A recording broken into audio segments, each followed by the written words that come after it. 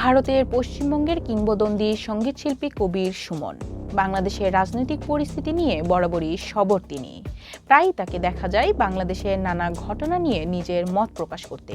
কখনো ফেসবুকে লিখেন সমসাময়িক পরিস্থিতি নিয়ে, আবার কখনো তা তুলে ধরেন গানের কথায়।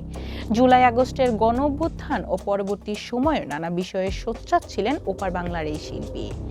সম্প্রতি পতাকার অবমাননা নিয়ে বাংলাদেশ ভারতের মধ্যে চলছে পাল্টাপাল্টি চর্চা। এই ঘটনায় কবির সুমনের একটি কবিতা উঠে এসেছে নানা প্রশ্ন।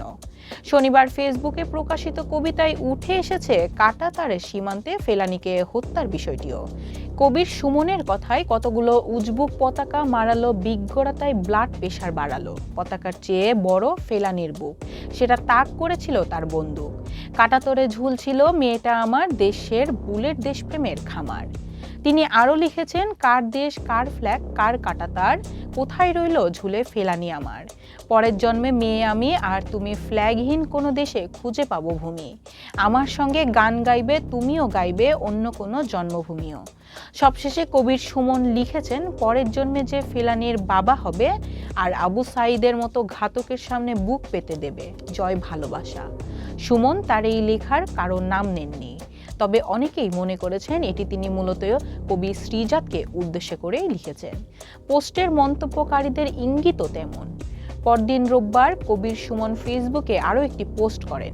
সেখানে কিংবদন্তি এই লেখক লিখেছেন, কোন পতাকায় লাথি দেয় কেউ, কোন পতাকার ফুল, আমার প্রেমের পতাকা তোমার এলোমেলো হওয়া চুল। পতাকায় নয় কিছু শুরু, পতাকায় নয় শেষ।